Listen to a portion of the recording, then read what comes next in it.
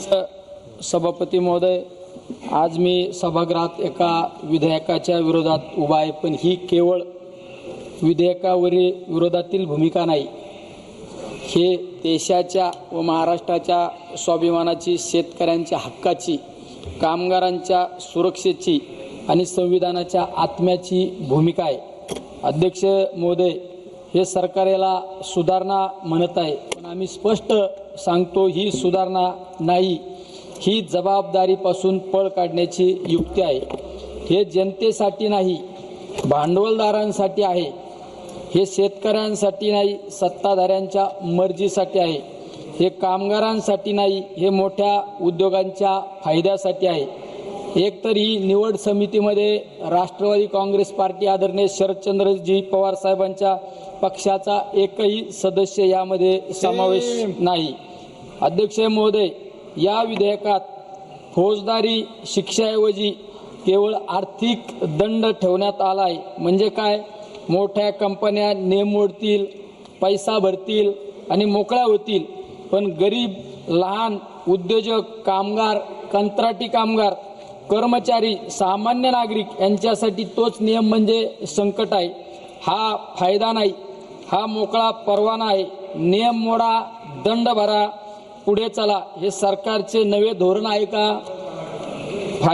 कायदा सर्वांसाठी समान असेल तर शिक्षा फक्त दुर्बलावरच का? सभापती महोदय, या विधेयकामुळे सर्वात मोठा धोका कामगार सुरक्षा, सार्वजनिक आरोग्य आणि पर्यावरणाला आहे. कारखान्यात दुर्घटना झाली, सुरक्षाने मोडले, प्रदूषण वाढले, जमिनीचे, पाण्याचे, हवेचे नुकसान केले तर फक्त दंड भरून सुटका? कामगारांचा जीव इतका स्वस्त आहे का? शेतकऱ्यांच्या पाण्यावर विष पसरून जनतेच्या आरोग्याशी खेळ करून फक्त पैसे भरायचे का? शेतकऱ्यांचा अपमान सहन करणार नाही अध्यक्ष महोदय. कामगारांचा अन्याय सहन करणार नाही अध्यक्ष महोदय. महाराष्ट्राच्या जमिनीशी, पाण्याशी, माणसाशी खेळ आम्ही कदापि सहन करणार नाही.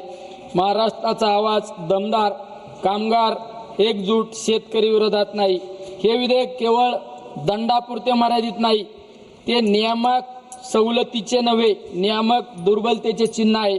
अध्यक्ष महोदय, जेव्हा कायदा कठोर राहत नाही तेव्हा उद्योगांना संदेश जातो, तुम्ही मोठे असाल तर नियमही तुमच्यासाठी वागतील, आणि हेच सर्वात घातक आहे अध्यक्ष महोदय.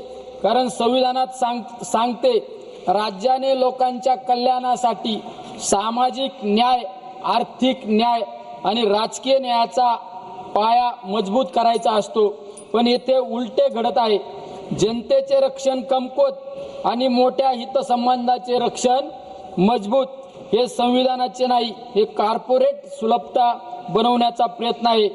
अध्यक्ष महोदय, कलम 14 समानतेची हमी देते आणि कलम 21 जीवन, व्यक्तिगत स्वातंत्र्याचे संरक्षण करते. मग प्रश्न असा, जर सामान्य नागरिकांवर कायद्याची कडक पकड आणि मोठ्या उद्योजकांवर फक्त दंडाची मृत थाप असेल तरी समानता कुठे राहिली? जर कामगारांच्या जीवाची किंमत फक्त दंडात मोजली जात असेल तर जीवनाचा हक्क तरी कुठे राहिला अध्यक्ष महोदय? एक देश, एक कायदा, मग दोन मापदंड कशासाठी? गरिबांसाठी कठोरता आणि श्रीमंतांसाठी सवलत, हे चालणार नाही अध्यक्ष महोदय. दोन मापदंड नको, एक न्याय, एक कायदा अध्यक्ष महोदय पाहिजे. मी सरकारला स्पष्ट सांगू इच्छितो अध्यक्ष महोदय, शेतकरी, कामगार, पर्यावरण, सार्वजनिक आरोग्य आणि स्थानिक स्वराज्य यांच्या हितावर घाव घालून कोणतीही सुधारणा स्वीकारली जाणार नाही. अर्धा मिनिट द्या फक्त.